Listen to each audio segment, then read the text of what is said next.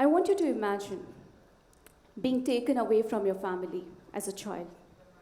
You cry out, but nobody listens. You are chained, beaten, shackled, but nobody's there to listen to you.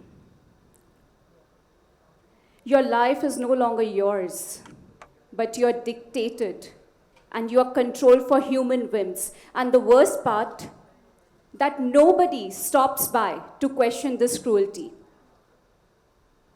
You're just living in chain in concrete.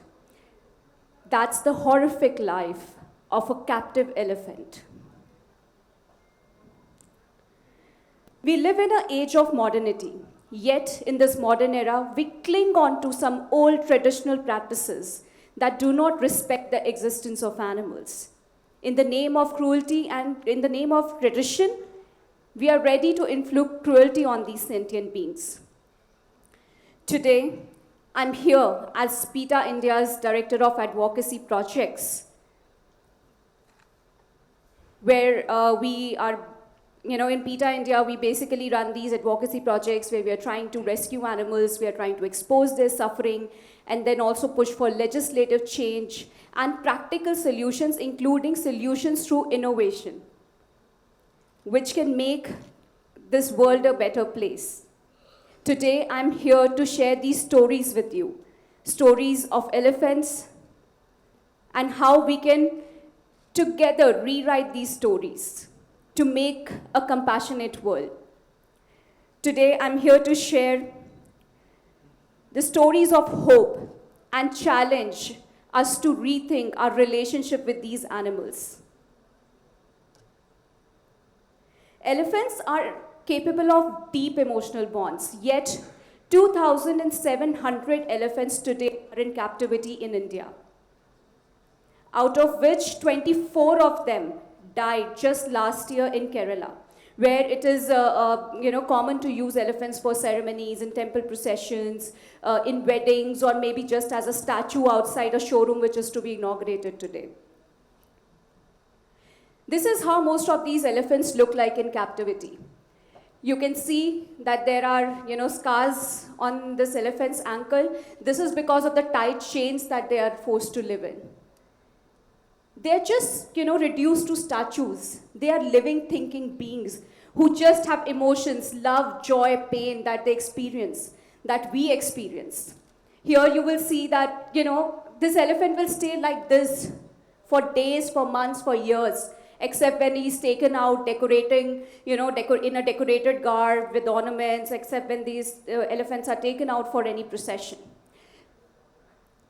These animals were meant to live free in their jungle homes, where they would bathe in watering holes, they will, live with their siblings, they're social animals, and look what we do to them. When these elephants are captured, they are kept in something called, and when they're captured as babies, right? Because it's very difficult to control big giant elephant. So they're captured as babies and they're kept in something called karal. Karal, imagine there is a bamboo crusher that is called karal. And then they are ripped away from their mothers, they are beaten, they are starved, and they use something called ankush. If you have ever seen an elephant in captivity, then you must have seen the caretaker who's there. He carries this weapon. There is this metal tip, and then this goes stuck in the elephant's body. And sometimes they use fire. They just tie their ankles with a rope and set it on fire to train them, to tell them that should they decide not to obey, then pain will follow. Imagine the agony of a child who is ripped away from his family, who is ripped away from his mother, his siblings, the life the child had in the jungle, and then reduced to this, and then tortured.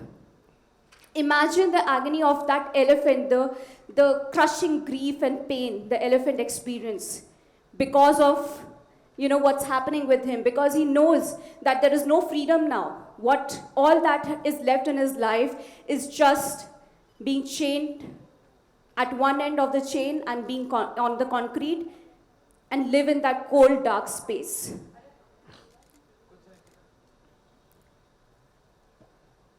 Like this elephant Joymala. She's originally from Assam, and she was taken to a temple in Tamil Nadu where she's called Jayamalitha. And Joymala had been in captivity for more than 2 decades. And there was, this case came to our attention when there were multiple videos of her mohods beating Joymala came to light.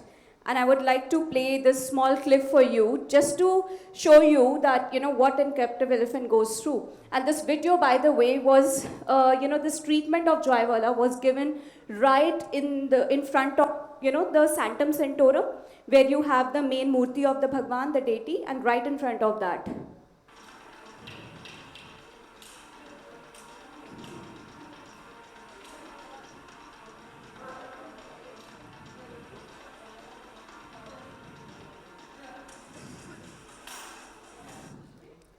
When I visited Joymala in Srivilliputtur in Tamil Nadu, then her captors, they pinched her skin with the pliers just to make her lift her leg. Imagine somebody pinching your arm with pliers just to make it lift, and not just once, for years. And then there was this elephant, Sundar. Yeah, before Sundar, I would like to show you this video of Madhuri. Madhuri, she's an elephant in a Jain temple in Maharashtra, and she's there, and she's 36-year-old now. And imagine, these elephants have been in chains for more number of years than most of us alive here. So you must have seen these trending videos online, right? The elephant like making repetitive movement, and some trending music playing in the background, and maybe some dancer dancing in front of the elephant, or something, those videos where everybody says that elephant is dancing. Let me tell you, that head bobbing, trunk swaying, the repetitive movement of the body, it's not dancing. It's not joy. It's despair. Look at what Mahadevi, or Madhuri as she's called, what's her life like? Now if I put some trending music, people on Instagram will say that she's dancing and she's happy with her surroundings. But let me tell you, you may no longer enjoy those videos as I tell you that these are her attempts to self-soothe herself. Because there is no companion, because there is nothing which is natural to her, no forest, she's kept in solitary confinement for years like this. You know how a human would rock back and forth in order to, in an attempt to soothe themselves? That's what elephants do in those videos. But people think it's dancing, it's joy. We need to think about the behaviors of these animals, and in order to understand what we are doing to them. Then there is another elephant from a temple of Maharashtra, Sundar. You can see these marks here. When we found Sundar, there was a metal chain around his leg, and it had metal spikes. And those metal spikes were dug deep into his flesh, and that's how this is caused. He was so weak because of the years of torture. And when we tried to rescue Sundar, he was hidden away in a poultry shed because people with him thought that it's better to conceal his condition rather than to cure it. And then there was one video that was released due to undercover footage in which Sundar was beaten mercilessly. And that video finally resulted in a public outcry and a great battle for justice for Sundar. And finally, after years of fighting in court, which went up to Supreme Court, PETA India was finally allowed to take Sundar for rehabilitation, where he lived a good life. Then how about Malti? Have you been to Amer Fort in Rajasthan, anybody, and seen elephants there? Yeah? So these elephants, and Malti was one of those elephants who was forced to carry tourists up and down the Amer Fort for years despite her psychological distress. Once a tourist offered her a banana, and you can imagine an elephant has been offered a banana, she got so excited. And then there was a flimsy barricade, as she approached the banana, there was a flimsy barricade between her and the tree which broke. And the response was swift. Not once, not by one, but 8 men beat her mercilessly. This video, this picture and this cruelty was captured in camera in 2017, and after a long court battle, Malti is finally free. She lives in a sanctuary without chains, without the fear of being beaten up, and where she can have as many bananas as she wants. With other elephants, of course, her friends. These are not just stories.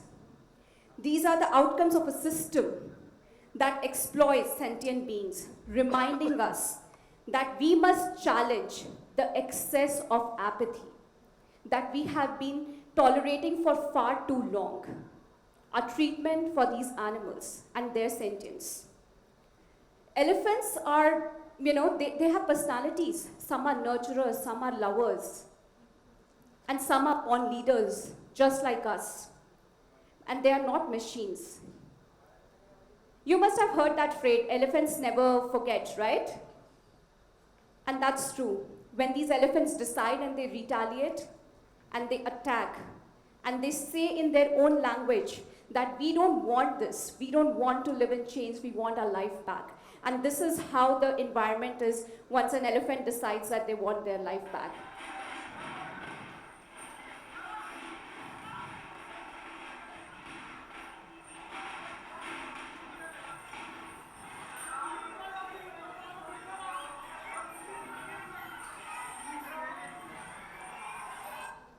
Now this is a clip from a temple in Kerala, and where it's common to keep elephants for processions, right?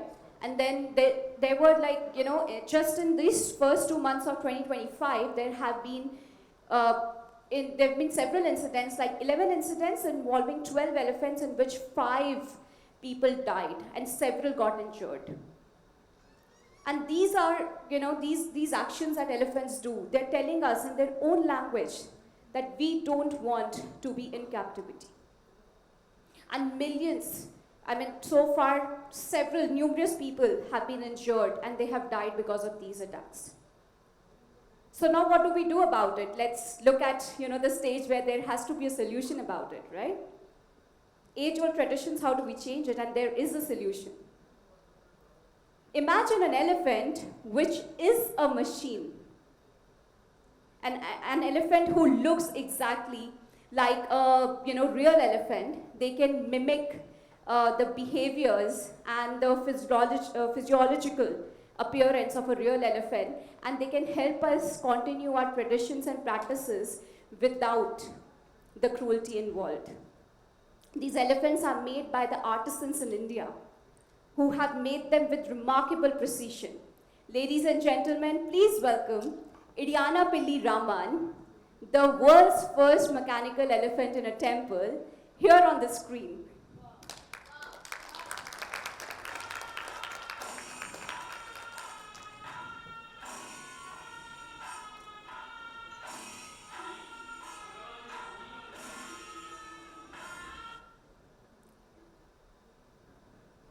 How is he?